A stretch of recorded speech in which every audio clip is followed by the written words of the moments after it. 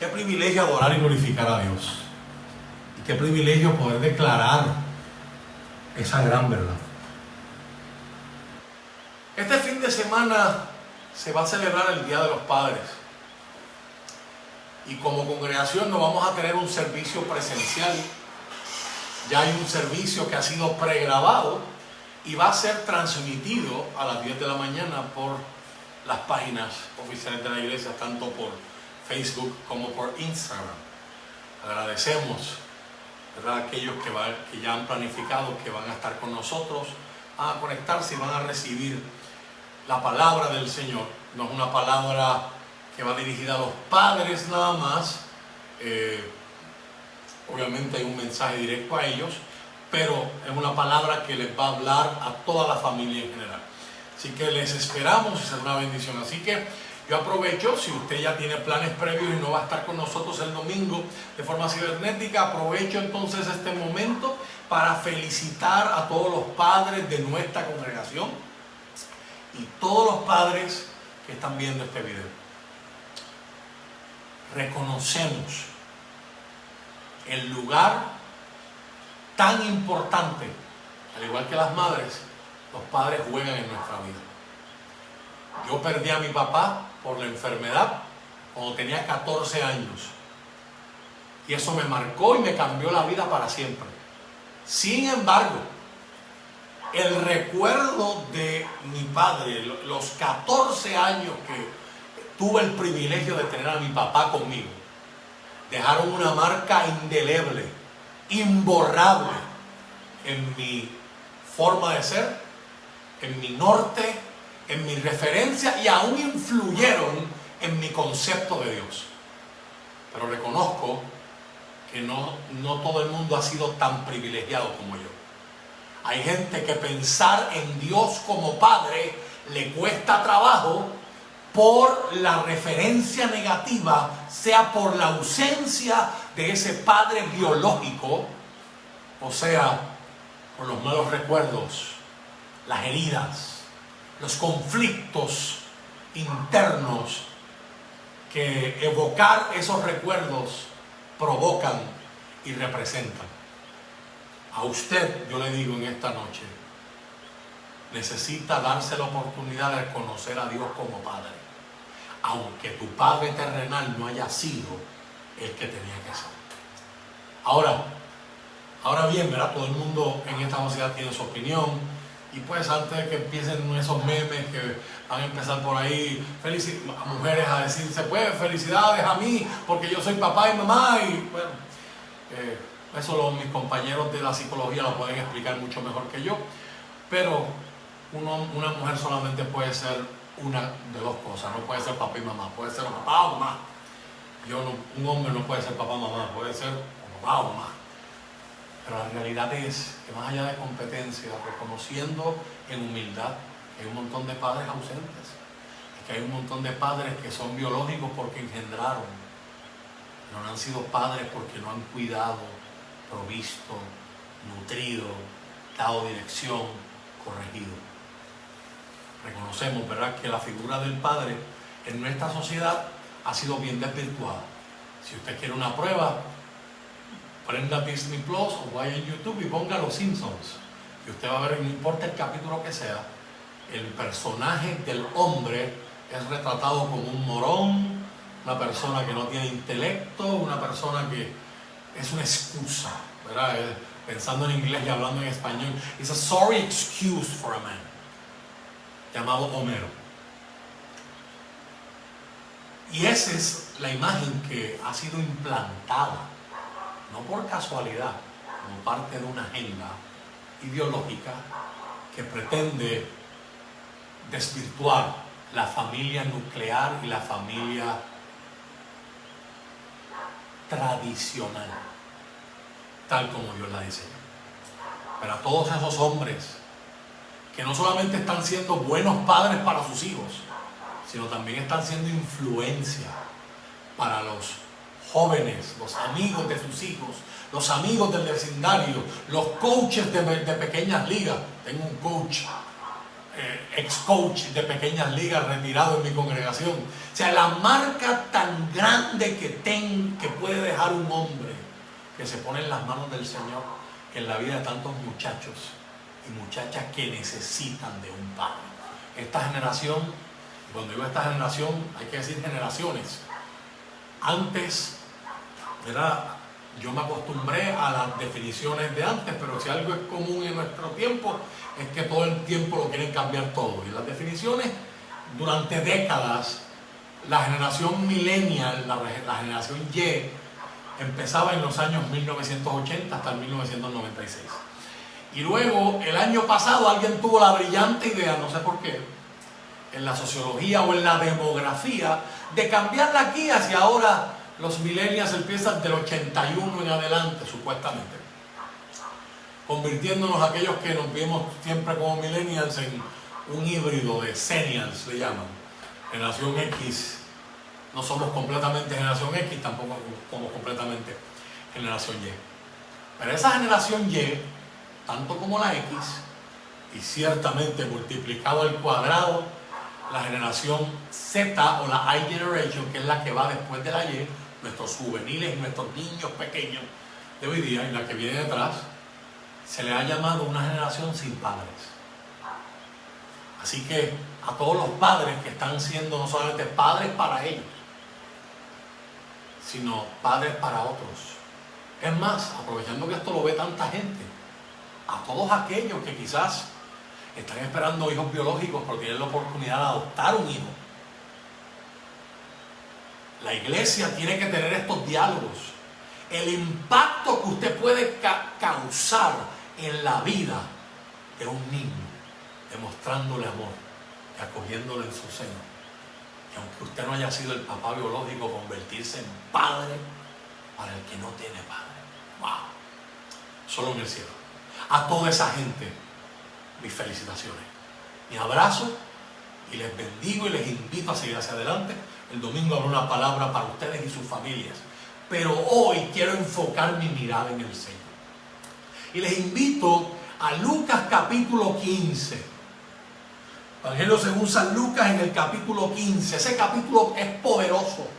En ese capítulo Jesús cuenta 3 historias de una forma de enseñar. Era un método de enseñanza bien común por todos los maestros en el siglo primero, en el tiempo en el que Jesús enseñaba en Israel, y ese método se conocía como parábola. La parábola en geometría es una forma, la famosa curva de la que nos hablaban, es la mitad de una parábola. Pero una parábola en el sentido de literatura era una historia de la vida cotidiana que contenía unos elementos didácticos, unos elementos que servían de enseñanza, que provocaban un pensamiento, una reflexión, y que era una forma efectiva pero a la misma vez sutil de enseñar, confrontar y dar una verdad sin que la persona aludida se sienta avergonzada, se sienta golpeada, etc. El contexto de las 3 historias, yo no tengo el tiempo para hablar de las 3, pero las 3 tienen el mismo mensaje porque tienen el mismo contexto. El contexto de las 3 historias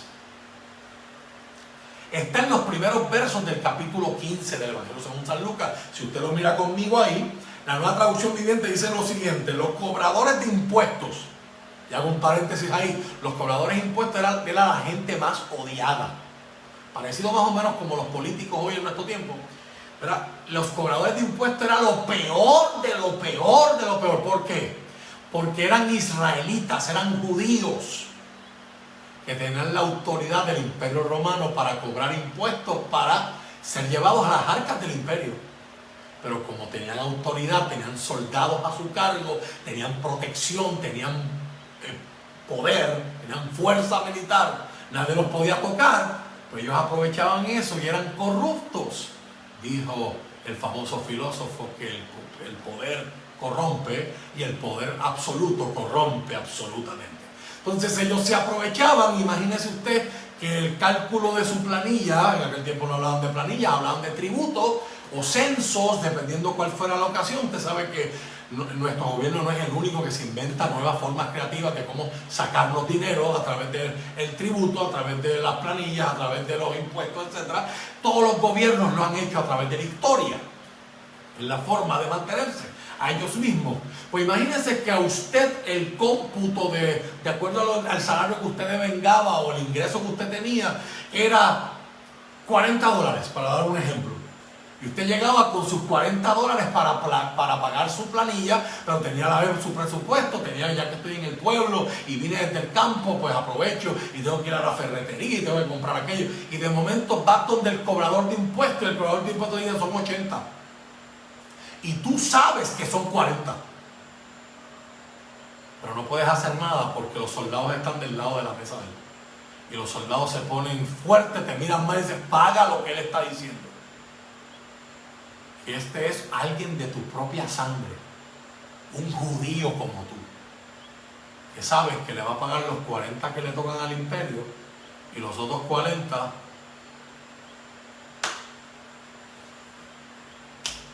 se van, se desaparecen, como se han desaparecido guaguas y cosas por ahí en nuestro gobierno, ¿verdad? Y la gente los odiaba. Era lo peor de lo peor. Si usted le preguntaba a cualquier israelita, ¿qué es lo peor? Las prostitutas y los publicanos. Gente, ahí siempre ha habido una opinión un tanto hipócrita en cuanto a las prostitutas, porque las despreciaban, pero muchos de ellos buscaban sus servicios. Pero eso es otro tema, eso es otra predicación, ¿verdad? El ser humano siempre es dado a la hipocresía.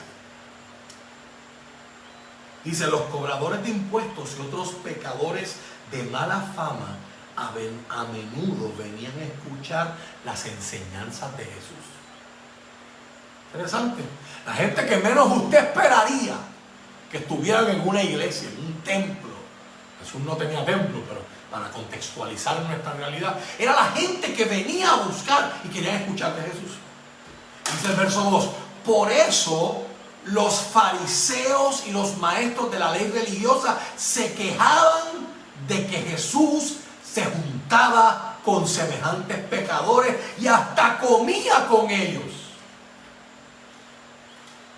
En la tradición judía, sentarte a comer con alguien es que hay paz entre tú y ellos. Entonces, los religiosos, los maestros de la ley, los fariseos, se preguntaban cómo este hombre que dice enseñar el reino de Dios, de cómo llegar a Dios, se puede sentar a comer y compartir en paz con alguien tan malo como un cobrador de impuestos, con alguien tan bajo como una prostituta. La semana pasada y en semanas anteriores hablamos del Jesús que se hace inmundo para abrazar un leproso que no podía ser tocado por nadie. Ese es el Jesús que manifiesta el corazón del Padre. Fue revelado como hijo para que a través del hijo pudiéramos conocer el amor del Padre.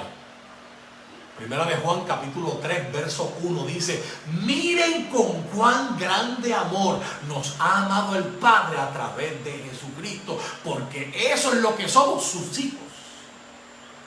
Aunque como el mundo no conoce al Padre, no puede saber que somos sus hijos, pero algún día lo sabrán. Romanos capítulo 8, uno de mis posts esta semana tenía que ver con eso. La naturaleza aguarda, gime, esperando que los verdaderos hijos de Dios se den a conocer, sean manifestados, sean descubiertos, haya testimonio inequívoco de que son hijos del Señor, hijos de Dios. ¿Cómo Jesús responde a las críticas, los ataques, los cuestionamientos de los líderes religiosos de su tiempo? Porque no es que él estaba haciendo algo malo, sino en los ojos de ellos era incorrecto que él como maestro se juntara con gente tan baja. Jesús cuenta 3 historias. La parábola de un pastor que tiene 100 ovejas y no se le ha perdido ni una. Algo que es insólito en Israel. Ese es un factor didáctico en esa historia, no tengo tiempo para explicarla, pero la única que se le perdió, él la va a buscar. Luego cuenta la historia de una mujer que se le pierde una moneda en su casa Y ella puede decir, cuídate de eso, pues a mí se me pierden en la lavadora cada rato 20 pesos y $1. Sé que hay gente ahora mismo que está pensando lo mismo. ¿Cuántos de nosotros hemos encontrado dinero en ropa que hemos lavado y secado y estaba ahí? Pero no, dice la Biblia que la mujer barrió su casa, sacó los muebles, limpió todo hasta que encontró la moneda. Y cuando encontró la moneda hizo una fiesta. Elemento interesante porque se comparte con esta historia. Luego, en el verso 11, llega quizás una de las historias más famosas de Jesús, pero una de las menos comprendidas. Es tan menos comprendida que le pusieron un título incorrecto. Antes de que alguien tenga un cortocircuito, manténgase conmigo que le voy a explicar. Permítame leerla. Lucas 15, del verso 11 en adelante. Para ilustrar mejor esa enseñanza, Jesús les contó la siguiente historia. Un hombre tenía 2 hijos. El hijo menor le dijo al padre: quiero la parte de mi herencia ahora, antes de que muera. Y entonces el padre accedió a dividir sus bienes entre sus 2 hijos. Pocos días después, el hijo menor empacó sus pertenencias y se mudó a una tierra distante donde derrochó todo su dinero en una vida desenfrenada, sin control, sin dirección. Esta palabra es interesante en esta historia. Desenfrenada, sin escrúpulos, sin límites, sin conciencia, sin inhibiciones, sin reglas, sin carriles. Al mismo tiempo que se le acabó el dinero, hubo una gran hambruna en todo el país y comenzó a morirse de hambre. Convenció a un agricultor local de que lo contratara y el hombre lo envió al campo para que diera de comer a sus cerdos, el peor animal más inmundo que existe en la vida y en la mente de un judío. Recuerde que esto no se está hablando en Puerto Rico, se está hablando en Israel. El joven llegó a tener tanta hambre que hasta las algarrobas con las que alimentaba a los cerdos le parecían buenas para comer. Los que la han probado dicen en Puerto Rico que son dulces, pero el mal olor nada más para mí es un disuasivo. Pero nadie le dio nada, ni siquiera de esas algarrobas le daban. Cuando finalmente entró en razón, me encanta como lo dice la Reina Valera, y volviendo en sí,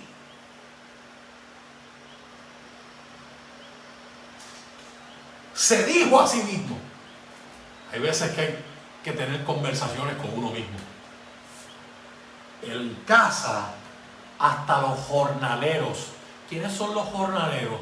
Los que trabajan por cuenta propia. En buena traducción puertorriqueña, hasta los que trabajan por servicios profesionales.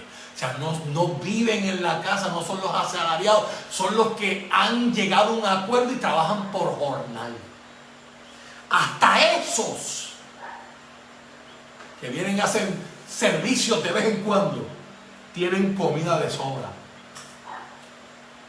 Y aquí estoy yo, muriéndome de hambre.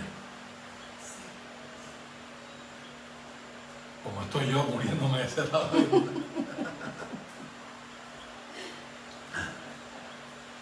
Sigue hablando con él mismo y dice: volveré a la casa de mi padre y le diré: Padre, he pecado contra el cielo y contra ti.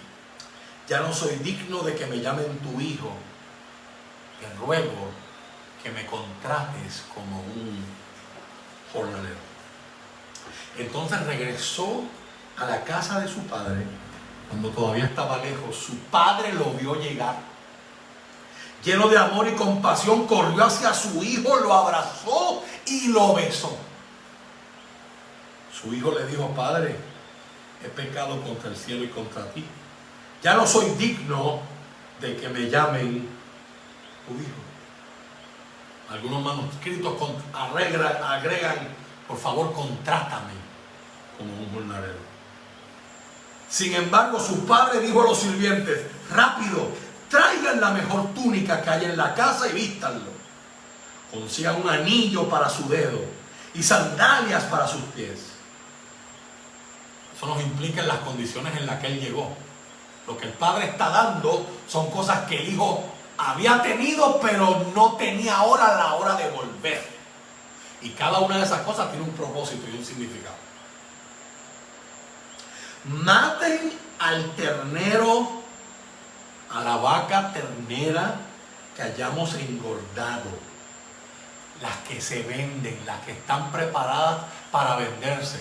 Ah, Eric, si me estás escuchando en esta noche, ¿verdad? ¿Tú qué querías para hacer eso? Tenemos que celebrar con un banquete, porque este hijo mío estaba muerto y ahora ha vuelto a la vida. Estaba perdido y ahora ha sido encontrado. Entonces comenzó la fiesta. Mientras tanto, el hijo mayor estaba trabajando en el campo. Cuando regresó, oyó el sonido de la música y el baile en la casa y preguntó a uno de los sirvientes qué pasaba. Tu hermano ha vuelto, le dijo, y tu padre mató el ternero engornado. Celebramos porque llegó a salvo. El hermano mayor se enojó y no quiso entrar. Su padre salió y le suplicó que entrara, pero él respondió: todos estos años he trabajado para ti como un burro y nunca me negué a hacer nada de lo que me pediste, y en todo ese tiempo no me diste ni un cabrito para festejar con mis amigos. Se está comparando con el otro. A él le diste un ternero y a mí ni un cabrito. Sin embargo, cuando este hijo tuyo, no le llama hermano, le llama ese hijo tuyo, regresa después de haber derrochado tu dinero en prostitutas, matas el ternero engordado para celebrar. Su padre le dijo: mira, querido hijo, tú siempre has estado a mi lado y todo lo que yo tengo es tuyo. Teníamos que celebrar este día feliz, pues tu hermano estaba muerto y ha vuelto a la vida. Estaba perdido y ahora ha sido encontrado. Que el Señor añada bendición a sus poderosas palabras en nuestra vida. Espíritu Santo, danos iluminación para entender, danos fe para creer, danos valor para vivir, en el nombre de Jesús. Amén. Esta historia ha sido incorrectamente titulada. Y antes de que alguien me acuse de blasfemo, antes de que alguien me llame hereje, permítame enseñarle algo. Los libros en el original de la Biblia, en el caso del Nuevo Testamento, están escritos en griego koiné. No se escribieron con capítulos ni versículos, se escribieron en rollos. Literalmente eran pergaminos, piel de animal sobre la cual se escribía con tinta, una detrás de otra. Hoy tenemos la bendición de poder simplificar y haber organizado el estudio de la Biblia, no de una forma perfecta. Los que son de la iglesia saben que en la escuela bíblica a veces estamos leyendo cartas de Pablo, y cuando estamos leyendo, yo le digo: noten que donde empieza el verso 1 del capítulo próximo es donde se quedó el anterior. No ha cambiado el tema, sigue el mismo tema. Lo único que, para facilitar el estudio, dividieron ahí por capítulos. La Biblia de Ginebra es la primera Biblia, si la memoria no me falla, fue en el 1550-1554. Fue la primera Biblia publicada en Ginebra, por eso se le llama así, con la división completa tanto del Antiguo como del Nuevo Testamento en capítulos y en versículos. Y para facilitar el estudio, los traductores y los copistas comenzaron a ponerle títulos a los salmos, por ejemplo, títulos a los relatos y a las historias bíblicas. Por lo tanto, ese es un trabajo humano que no tiene que ver con el trabajo de inspiración del Espíritu Santo por el cual la palabra de Dios fue escrita. Y eso me da la autoridad a mí para hoy yo enseñarte, a la luz de esta palabra, que incorrectamente a esta historia se le ha llamado la historia del hijo pródigo. Una de las definiciones de pródigo es aquel que entrega todo lo que tiene. El hijo menor no entregó lo que tenía, desperdició lo que tenía, derrochó lo que tenía. malgastó lo que tenía, hizo una mala administración y mayordomía de sus recursos y quedó en ruina. Esta historia no se debe llamar, tal como argumenta en un excelente libro el pastor Tim Keller. Si usted lo quiere leer, es una excelente lectura. Cambió la manera en la que yo miré esta historia hace unos años atrás, cuando tuve la oportunidad de leerme ese libro, El Dios Pródigo. Lo puede buscar, El Dios Pródigo, por el pastor Tim Keller. Poderoso, porque ilustra cómo la gente de aquel tiempo hubiese entendido esta historia, en diferencia a nosotros que prestamos atención a otras cosas. Ellos somos de una cultura distinta a la de la Biblia, de un tiempo distinto a lo de la Biblia. Por lo tanto, nosotros escuchamos que un hijo menor le pide la herencia al papá y nosotros decimos, qué chévere, está pidiendo chavo, porque pues los padres ayudan a los hijos. Y en nuestra cultura es así. Pero en la cultura de la Biblia, tan pronto Jesús mencionó esto, si la Biblia estuviera en 3D, con sonido, usted y yo hubiéramos escuchado un montón de gente asombrada, porque pedirle la herencia a un papá cuando todavía está vivo era la peor falta de respeto que un hijo podía hacerle al padre. Le estaba diciendo, yo te quiero muerto, quiero que te mueras, no te quiero a ti, lo que quiero son los chavos que tú tienes. Eso en aquella cultura es una afrenta contra el honor, a tal punto que la obligación del padre era darle la orden al hermano mayor para que matara a este muchacho, porque él acababa de deshonrar toda la familia por deshonrar la figura del padre. Nosotros nunca entenderemos eso, como le dije, porque para nosotros ver los Simpsons es reírnos, ver cómo la figura del padre se trata como un hombre mediocre, morón, desinteresado, que descuida a la esposa, descuida a los hijos. Luego su manera de disciplinar a su hijo es decirle pequeño demonio y ahorcarlo y casi explotarle el cuello. Y a eso, durante más de 30 temporadas, si establecemos que una temporada por año, quizás sean 30 años, no creo que ese sea el cálculo, pero lleva mucho tiempo. Muchos crecimos viendo eso, recibiendo esa programación ahí. Los hombres no sirven más que para beber. Los hombres no son libres más que en la barra. Los hombres, cuando único pueden ser hombres, es eructando como Barney al lado de Homero, mientras Moe le sirve la cerveza. Qué triste, ¿no? Información que se va metiendo aquí y aquí, que va cambiando cómo vemos, cómo pensamos, cómo operamos. Pero es un tema de la psicología, yo se lo dejo a los que dominan ese tema mejor que yo. El hijo le dice al papá, quisiera que estuvieras muerto. Hoy yo vengo a decirles a ustedes que esta no es la historia del hijo pródigo. Esta es la historia del padre. El padre que ama. Esta historia debió haber sido titulada El Padre Amante. ¿Cómo lo vemos? Lo vemos, número uno, porque el hijo le hace la peor afrenta, el peor insulto, la peor ofensa que un hijo le puede hacer a un padre. ¿Y cómo responde el padre? Humillándose. ¿Tú quieres la herencia? No hay problema. Tengo que vender y tengo, los que saben de esto a nivel de finanzas, eso se llama liquidar. Tengo que convertir activos en dinero líquido para que el equivalente de todo lo que yo tengo, yo poderle dar al hijo una tercera parte. Y usted dirá, ¿por qué una tercera parte? Si él tenía 2 hijos. Porque en aquella cultura, el hijo mayor, el primogénito, hereda 2/3 partes del total de la herencia. Así que el padre, en vida, tiene que pasar por la humillación de empezar a vender cosas, a retirar dinero del banco. Trata de contextualizarlo hoy. La casa vale tanto, los carros valen tanto, la tierra vale tanto, yo quizás no tengo eso en la cuenta de banco, hay que vender aquello, hay que vender lo otro, y una tercera parte de todo lo que hay aquí, toma, se lo entrega. Y este muchacho que no ha tenido ni una sola experiencia en la vida, más que ser un hijo privilegiado, porque la historia nos deja saber que el padre era acomodado, era acaudalado, tenía dinero.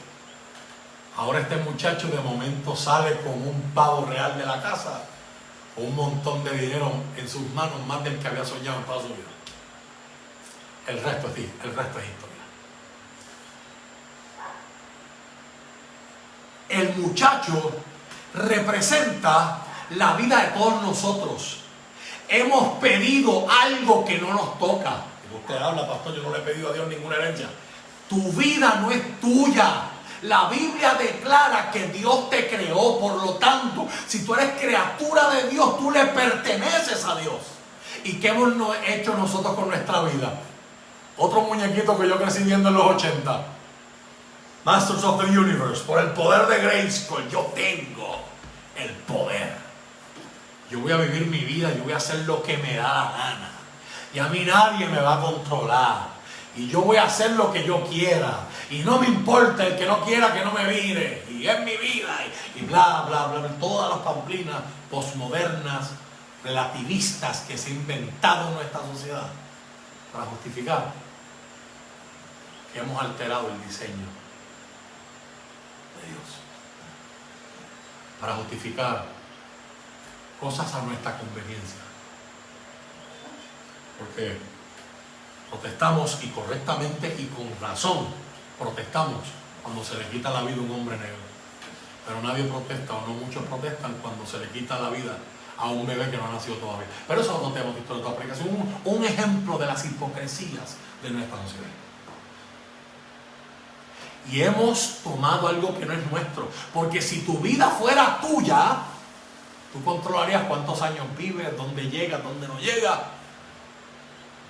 Ya se supone que todos los que hayan vivido un poquito de experiencia se han dado cuenta que, como dijo Santiago en su carta, el medio hermano de Cristo, la vida es como una tiniebla, como una neblina, mejor dicho, una nubla, una niebla. Ahora la ves, de momento cambiaron las condiciones atmosféricas, de momento lo que no se veía, ahora se ve claro, desapareció la niebla. Así de breve es la vida humana. Ahora, lo interesante de esta historia es que en esta historia todo el mundo piensa que solo hay un hijo perdido. Y ese es el error de la historia. Esta historia, Jesús como maestro, como un master storyteller, como un maestro, un master contador de historias, le está hablando a dos poblaciones, a dos tipos de personas distintas. Y Jesús está diciendo, los dos hijos están perdidos en esta historia. La diferencia es que uno está perdido afuera y otro está perdido adentro de la casa. Aleluya. Y Jesús nos está dando la oportunidad a los oyentes de que nos hagamos parte de la historia y nos preguntemos cuál de los hijos somos nosotros. Porque hay gente que está perdida adentro, mientras otros están perdidos afuera. Dice Tim Keller en su libro, nunca olvidaré esa frase, quizás la razón por la que hay tantos hijos menores fuera de la iglesia es porque a veces en la iglesia hay muchos hijos mayores. Están en el templo, pero no disfrutan su relación con Dios. Siguen las reglas, pero no tienen relación. Se pasan condenando y criticando, pero no tienen relación con Dios. No significa eso que no hay espacio para la enseñanza de la santidad, la obediencia, el sometimiento. Eso es vivir la vida cristiana. Pero Jesús le está hablando subliminalmente a los fariseos de su tiempo, que en vez de ver que la gente peor de la sociedad se está acercando a Dios al escuchar a Jesús, lo único que se enfocan es, parece mentira que un maestro tan distinguido, mira, y que comiendo con esa gente. Se les fue el avión. They missed it. No lo vieron. Jesús en otra ocasión le dijo, a ustedes se les cuela el camello, pero atrapan el mosquito.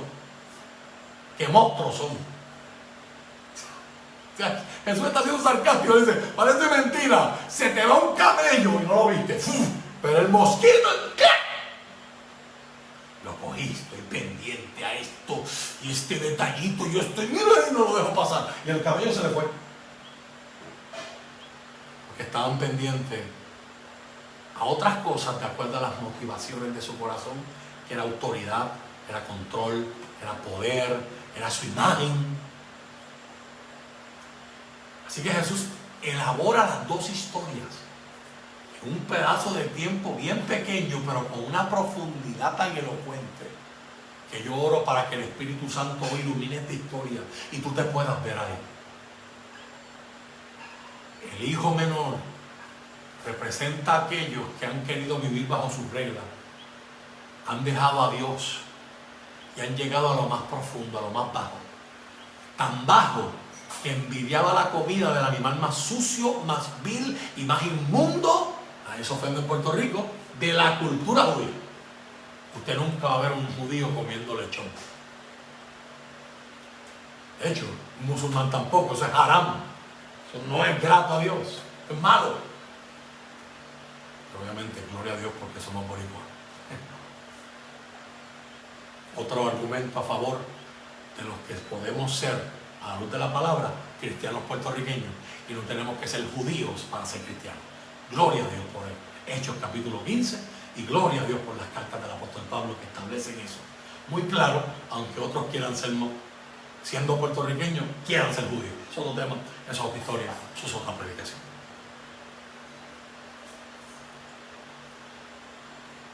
El hijo menor, cuando llega a lo más profundo, ocurre un milagro dentro de él. Y aquí yo creo que usted entienda que Jesús está explicando el evangelio en forma sencilla. Y lo que Jesús está diciendo es que lo que está pasando en ese muchacho es lo que en teología yo le llamo la gracia previniente. Cuando Dios te empieza a tocar y una conciencia dentro de ti se te activa y dice, ¿qué tú haces así? ¿Cómo tú vas a seguir viviendo así?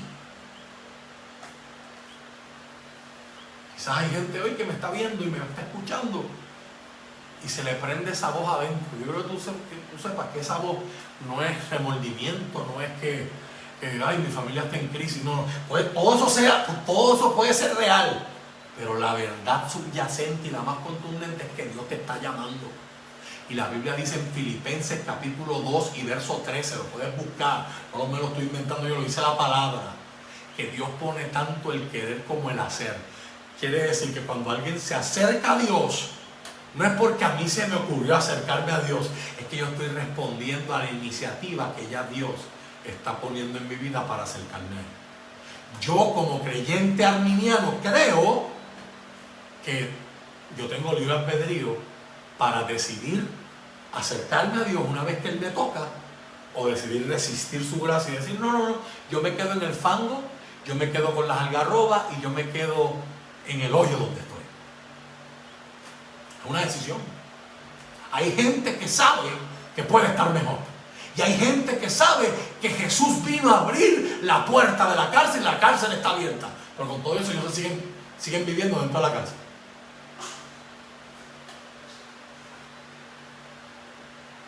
Hay formas de explicar eso sociológicamente, psicológicamente, teológicamente. Pero eso es un tema para otro día. Lo que dice la Biblia es que Él volvió en sí, tuvo un despertar. Empezó a hablar con él mismo y que, ¿qué haces aquí? Si hasta los que trabajan por servicios profesionales, o sea, los que van de vez en cuando a hacer trabajo en casa, tienen abundancia de comida. Vete, ensáyate un discurso. Mire esto, ensáyate un discurso. A ver si tu papá te perdona y te contrata. O sea, él sabía o él pensaba que ya no podía volver como hijo. Porque él renunció a ser hijo en el momento que pidió la herencia y se fue de la casa con la herencia. Pero quizás, por lo menos, puedo hacer mi hambre y vivir de lo que está en la casa. Volvemos. El hijo todavía no ha cambiado, siguen las mismas. Se fue de la casa porque quería lo que el papá tenía, pero no lo quería él. Y está planificando volver a la casa, no por el papá. Él no dice, ay, voy a volver a casa porque yo sé que papi me ama y me extraña. No, voy a volver a casa porque en casa hay pan, hay comida y yo tengo hambre. Volvemos. Se acerca por interés, no se acerca por la razón correcta. Pero cuando viene Nadie lo reconoce, nadie dice, por ahí viene tu hijo, ¿no? Pero el padre lo vio, y donde todo el mundo vio un pordiosero más, pues él viene de los cerdos, lleno de fango. ¿Cómo estarían esas ropas? Descalzo, sin ningún tipo de nada de valor en él, nada de prendas, nada de distintivo, nada. Y en aquel pordiosero que todo el mundo vio como uno más del montón, la mirada del padre lo vio y vio a su hijo. Aleluya. Hoy Dios te mira y Dios te reconoce. Aunque tú no te reconozcas a ti mismo, aunque tú digas, yo he caído tan bajo, yo siento que el Señor le está hablando a alguien poderosamente hoy al corazón y a la mente. Aunque tú digas, yo he pecado tanto que ya yo ni me reconozco. Jamás en la vida yo pensé que yo iba a llegar tan bajo. Jamás en la vida yo pensé que yo iba a llegar a este punto. Pues yo vengo a decirte, tengo buenas noticias para ti. El Padre te vio. El Creador te vio. Y el Creador sabe quién tú eres. Para Él tú no eres un número de seguro social que te identifica, o un número más que te identifica entre esos 7.2, casi 7.3 billones de personas que habitan un globo terráqueo llamado el planeta Tierra. No. Para Él tú tienes nombre. Para Él tú eres especial. Para Él tú vales la pena de humillarse. Usted habla, pastor. El padre amante ya se había humillado al partir su herencia y darle una tercera parte a su hijo. Pero dice la Biblia que corrió. Y aquí es donde es importante tener en cuenta las diferencias culturales. En aquel lugar no se visten con pantalones ni faldas. A diferencia de que hay gente que piensa que obviamente que solamente hay un código de vestimenta. Nosotros tenemos otra aplicación. En aquel lugar, en Israel, todo el mundo viste con túnicas. Y las mujeres la usan de un largo, los hombres de otro. Si alguna vez usted ha utilizado una túnica que es más estrecha que una bata, si alguna vez usted ha estado en un drama y ha tenido que ponerse eso, así sea de Navidades, de Reyes Magos, de lo que sea, usted sabe que con eso no se puede correr, que la única forma de correr es levantándote la falda, levantándote la túnica, levantándote el borde del manto, y al hacer eso las piernas se te ven. Y había una ley de Moisés que decía, no se puede ver tu desnudez. Por eso usted ve que mujeres musulmanas se tapan completas y usted lo que le ve son en los ojos nada más. Es siguiendo esa ley, no vean la desnudez. Bueno, la aplicación de esa ley, no la razón y el espíritu de ella. Así que el padre comienza a correr y los criados, los sirvientes por primera vez vieron las piernas de aquel hombre que vivía y vestía con elegancia. Aquel hombre se humilló. La desnudez en la Biblia es símbolo de vergüenza. El padre se hace vergüenza para que la gente no vea al hijo que está llegando. El Dios que cubre nuestra vergüenza con un abrazo. El Dios que cubre nuestra desnudez con ropas en Edén, en el Génesis capítulo 3. El Dios que siempre está buscando cubrir las necesidades del hombre. Aleluya. El padre se abraza sobre su hijo. Él no estaba dispuesto a que este fuera un jornalero más. Este no es un empleado, no es de servicios profesionales. Este no es un contratista, este no es un jornalero. Este es mi hijo. Aleluya. Y como mi hijo te voy a recibir. No hay otra forma. Si tú quieres estar en mi casa, eres mi hijo. Y el amor del padre es el que logra la transformación. El hijo no hizo nada. El hijo no dijo ni las palabras correctas, ni el discurso correcto. Parece ser que el padre está ignorando las palabras del hijo. Padre, he pecado contra el cielo, contra ti. Hazme uno. Por favor, tráiganme en el mejor traje. Pónganselo. Él no es un pordiosero, es mi hijo. Denle un anillo en su dedo. Señal de que él es mi hijo y tiene autoridad. Por lo tanto, una vez que le pongan ese anillo, si él dice, tráiganme por favor 2 galones del mejor jugo que tengan, que tengo sed. Eso es una orden como si viniera de mí. Él es mi hijo. Él tiene autoridad. Y pónganle zapatos, porque solo los esclavos en aquel mundo vivían descalzos. O sea, el símbolo es transformación, nuevos comienzos, nuevo traje, nueva identidad. nueva identidad en el anillo con nueva autoridad, nueva posición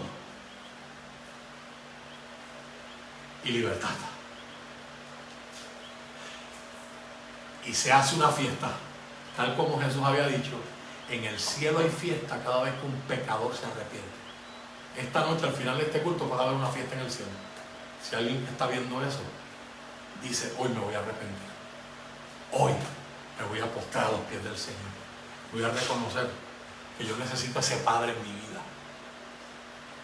Hay una canción que a mi hermano Carmelo, saludos si está viendo, y a los hermanos en el sonido, técnicos de sonido, César, los demás, Jerry, que trabajan en el templo, les gusta poner mucho, que dice, eres el Padre que siempre soñé. Mi amor eterno y mi razón de ser, mi dulce compañía. Una canción hermosa, ahora mismo no recuerdo quién es el que la canta. Pero si algo necesita esta generación es conocer a Dios como Padre. Hay gente que ha conocido a Dios como un ogro. Hay gente que lo que piensa es que Dios es un jardinero, se pasa talando gente. El Señor te va a talar. A esa gente los funerales le encantan. Ellos van de funeral en funeral. Lo taló el Señor, lo taló el Señor, lo taló el Señor. Y uno los escucha y parece que Dios es Jason en Viernes 13. Y nos da miedo. Y hay gente que le tiene miedo a Dios. Pero no es por Dios, es por la gente que lo ha representado mal. Hoy yo le hablo a los hijos que viven en la casa.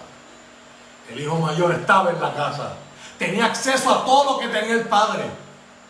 Yo llevo 13 años casado, felizmente casado con mi esposa. Pero cuando yo llego a casa de mi papá ya no vive, pero mi mamá está, y mis hermanos están. Bueno, ya mi hermano se casó, queda FIFA, mi hermano menor. ¿Usted se cree que cuando yo llego allí yo pido permiso para abrir la nevera? Estoy en casa. El amor de un padre y una madre me han hecho sentir en casa. Yo abro la nevera y cojo. Sin embargo, este muchacho demuestra resentimiento porque empieza a compararse. ¿Cómo es posible que a este le den una vaca? Que a mí lo mandaron a una fiesta de un cabrón. Él pudo tenerla el día que le dio la gana. Porque el padre dice que todo lo mío es tuyo. Aquí está el problema. El hermano mayor empieza a juzgar al menor y decir, este te humilló. ¿Sabía usted que si usted es el anfitrión de una fiesta y tiene que salir a buscar a alguien que no quiere entrar a la fiesta, eso es una humillación, eso es un desplante, eso es una afrenta también? Los dos hijos en la historia están perdidos. Uno está perdido dentro de ellos, otro está perdido afuera. Y sé que hay gente que me puede estar escuchando y no le dice, bueno, pues yo para perderme adentro me pierdo afuera. Disfruta el fango y las algarrobas. Estoy siendo sarcástico, ojalá no llegue ahí. Hay esperanza y hay oportunidad, pero hay gente que sabe lo que tiene que hacer y no le da la gana de hacerlo. Algún día estarán frente a Dios. Pero ahora le hablo a los hermanos mayores. No es ir a la iglesia, no es cantar canciones, es tener relación con a quien le cantas. Le decía a la iglesia el domingo pasado que las cosas que hacemos en Dios no las hacemos por deber, las hacemos por amor. Tan pronto el amor es reemplazado por el deber, por el que me vean, porque ¿qué va a pensar la gente si estamos por un camino que se llama religiosidad? El testimonio es importante, pero no es mi razón de ser. Yo defiendo y guardo y protejo mi testimonio porque yo amo mi relación con Dios y la quiero proteger. Porque yo quiero que algún día la gente se dé cuenta que yo soy su hijo. Y que en mí no hay nada especial. Solo que Dios le plació adoptarme y amarme. Como lo quiere adoptar usted y lo quiere amar usted. Pero allá está el hijo mayor con los brazos cruzados. No voy a entrar. El padre tiene que salir, pasar el bochorno de dejar una fiesta con invitados en honor de su hijo, dejar al hijo adentro solo y tener que salir a buscar al hermano mayor. Y aquí hay un último detalle con el que quiero cerrar. En la cultura hebrea, Si el hijo mayor sabe que el hijo menor está perdido, la mejor forma de honrar al papá es que el hijo mayor hubiese dejado la casa para ir a buscar el hijo menor. Pero en la historia no vemos eso. El hijo mayor se quedó siempre en la casa y nunca salió a buscar al menor. Eso es lo que yo estoy haciendo hoy desde la sala de mi casa. Desde este pequeño espacio, con una pequeña música y un culto sencillo, estoy saliendo al mundo completo. A través de esta plataforma le estoy hablando al mundo completo. Para decirle a esos hijos menores, hay un padre que te ama y hay un lugar en su casa para ti. Díganme ustedes, esas no son buenas noticias. Que hay perdón, que hay nuevos comienzos, que hay esperanza, que hay sanidad, que hay transformación, que hay liberación, que hay una vida plena, no una vida migajas y a mitad. Pero Jesús siempre tenía un estilo. Yo no tengo el tiempo para darle más evidencia, un poco me traiciona, pero Jesús siempre dejaba un twist en sus parábolas, algo que él cambiaba a propósito. Y este es el twist de esa parábola. El hijo mayor nunca fue a buscar al hijo menor. Pero aquí está el twist. Jesús es el hijo mayor. Y Pablo escribe y dice que todos los que han creído en Dios a través de Jesús se convierten en hermanos menores de Jesús. O sea, Jesús le está hablando a los fariseos, le está diciendo: yo he venido a hacer lo que ustedes no han hecho. Yo he venido a buscar a los que ustedes no han querido buscar. Yo he venido a buscar a esos, al del punto de droga, a la prostituta, al político, al CEO de la compañía multinacional que está provocando que miles de niños en África y villas y aldeas en África se peleen para tener minerales baratos, para hacer sus teléfonos y hacer sus cosas. Y todos los pecados corporativos internacionales que solamente en el cielo veremos. Y todas las cosas que desconocemos. Jesús dice: yo soy el hermano mayor que vengo a buscar al hermano menor que está perdido. El hermano mayor de la historia no fue, y tampoco quería celebrar que el hijo llegó. El papá termina diciéndole: él estaba perdido y fue encontrado. Estaba muerto, como está alguien que no tiene a Dios. Espiritualmente muerto. No puede tener una vida plena. No puede estar lleno.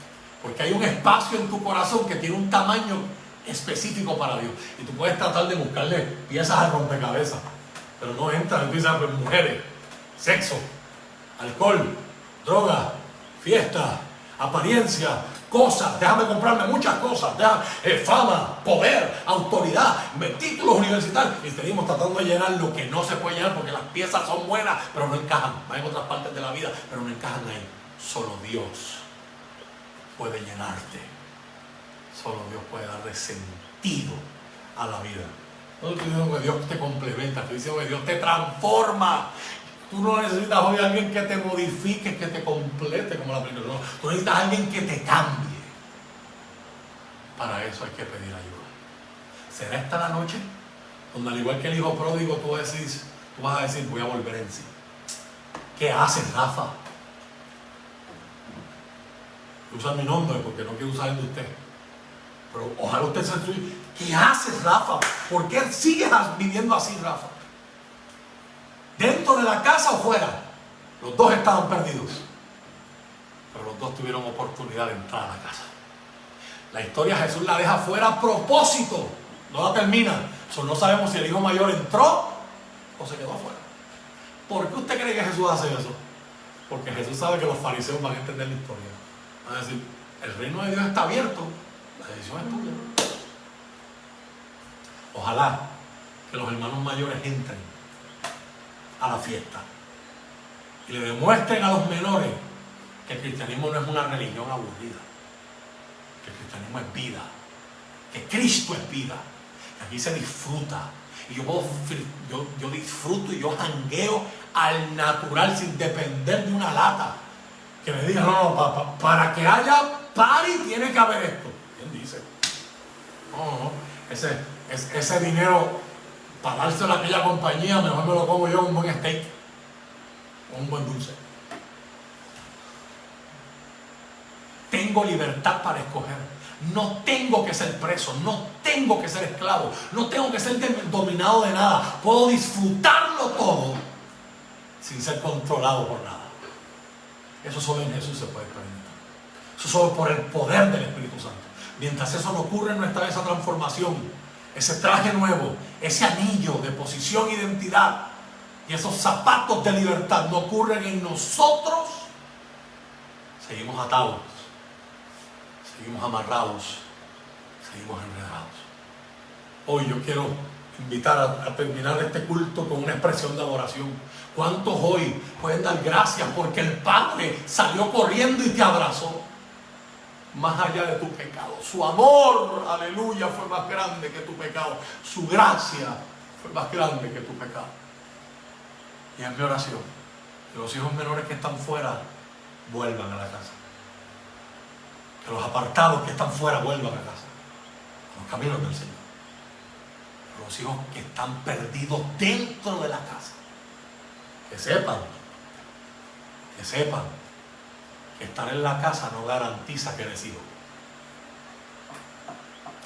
Aquel hijo mayor era hijo y no se sentía hijo, no actuaba como hijo y no tomaba decisiones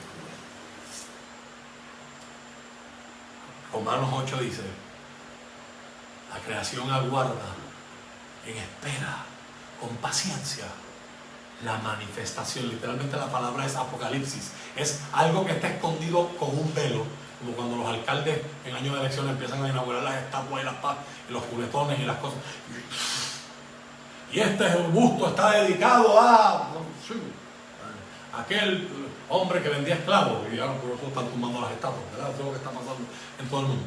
Se descubría. Dice la Biblia que algún día eso va a pasar y la gente se va a dar cuenta que en medio de Puerto Rico habían hijos de Dios que estaban viviendo. La gente va a saber quiénes eran. Y ese día la gente va a decir: ah, que ellos iban a la iglesia. No, vas a ver dentro de los que iban a la iglesia quiénes eran los hijos. No todo el que va a la iglesia es hijo. Y ese es mi mensaje para usted como Dios pudo haber conceptualizado su mensaje diciendo: yo soy el general y estoy buscando soldados. Ven para que seas lo mejor que tú puedes ser. The few, the proud, the rich. Dios tampoco vino a decir: yo soy el dueño de una compañía multinivel donde tenemos unos planes de compensaciones muy atractivos, donde si usted se convierte en un ejecutivo de venta, en cuestión de unos cuantos años usted está en nivel platino, diamante, esmeralda con alita, te están llevando un carro de la compañía, y para que todo el mundo vea que Monet te regaló un Cadillac, o que Benicay te dio un Mercedes, o que Herbalife te dio aquello. Eso no es. Eso no es. ¿Sabes qué vino Dios a hacer? Formar una gran familia. Él es padre. Y aquel que quiera relacionarse con él tiene que ser hijo. Los hijos no mandan más que el padre. Los hijos obedecen al padre. Los hijos son disciplinados por el padre. Pero los hijos son amados, perdonados. Se les da dirección por la sabiduría del padre. Hoy el cielo te abre los brazos y te dice: ¿quieres ser mi hijo? ¿Quieres volver a ser mi hijo? A ti que estás en la iglesia y a ti que estás fuera de la iglesia. Los dos necesitamos al Señor. Padre, gracias por permitirme predicar esta palabra.